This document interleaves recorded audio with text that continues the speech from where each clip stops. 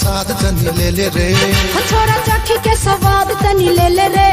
छोड़ी बाटेली प्रसाद तनी ले ले रे। चाहे मांग के ले ले, चाहे कही के ले ले, चाहे करी के जुगाड़ तनी ले ले रे, ले ले रे, ले ले रे। छोड़ी बाटेली प्रसाद तनी ले ले रे। छोरा चखी के स्वाद तनी ले ले रे।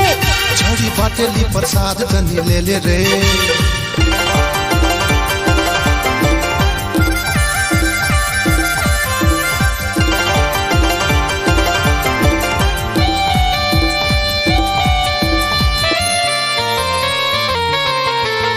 चढ़ल जवानी हमर बाड़े हुस्न बा मजेदार हो। चीख के तो चीख के देखा स्वाद बड़ा रसदार हो। चढ़ल जवानी हमर बाड़े हुस्न बा मजेदार हो। चीख के तो चीख के देखा स्वाद बड़ा रसदार हो। चाहे आगे से ले ले, चाहे पीछे से ले ले, चाहे आगे से ले ले, चाहे पीछे से ले ले, चाहे चुम्मा के बाद तनी ले ले रे, ले रे, ले ले रे। छोड़ी बाटेली प्रसाद तनी ले ले रे। छोरा चखी के स्वाद तनी ले ले रे। छोड़ी बाटेली प्रसाद तनी ले ले रे।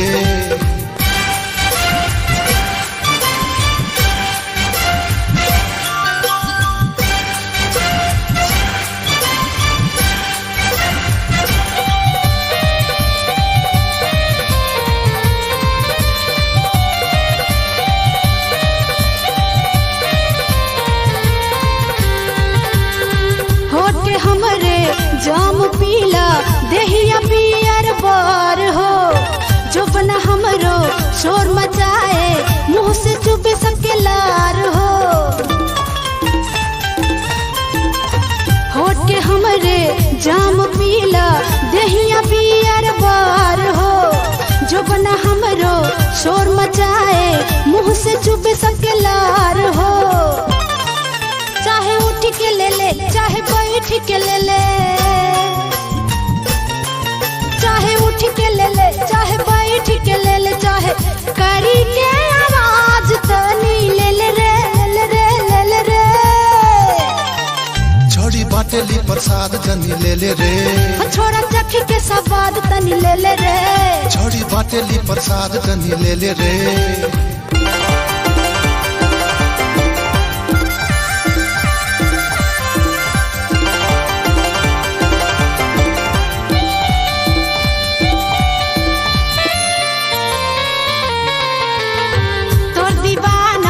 रंजन शर्मा खोजे डिबिया बार हो। रांची पटना पागल भैले, दिल्ली भैल बीमार हो। तोर दीवाना रंजन शर्मा खोजे डिबिया बार हो। रांची पटना पागल भैले, दिल्ली भैल बीमार हो। चाहे छुई के ले ले, चाहे देख के ले ले, चाहे छुई के ले ले, चाहे देख के ले ले, चाहे आके धन्यवाद तनी ले ले रे, ले रे, ले ले रे। छोड़ी बाटेली प्रसाद तनी ले ले रे। छोरा चखी के स्वाद तनी ले ले रे। छोड़ी बाटेली प्रसाद तनी ले ले रे। चाहे मांग के ले ले, चाहे कही के ले ले, चाहे करी के जुगाड़ तनी ले ले रे, ले ले रे, ले ले रे। छोड़ी बाटेली प्रसाद तनी ले ले रे। छोरा चखी के स्वाद तनी ले ले रे। छोड़ी बाटेली प्रसाद तनी ले ले रे।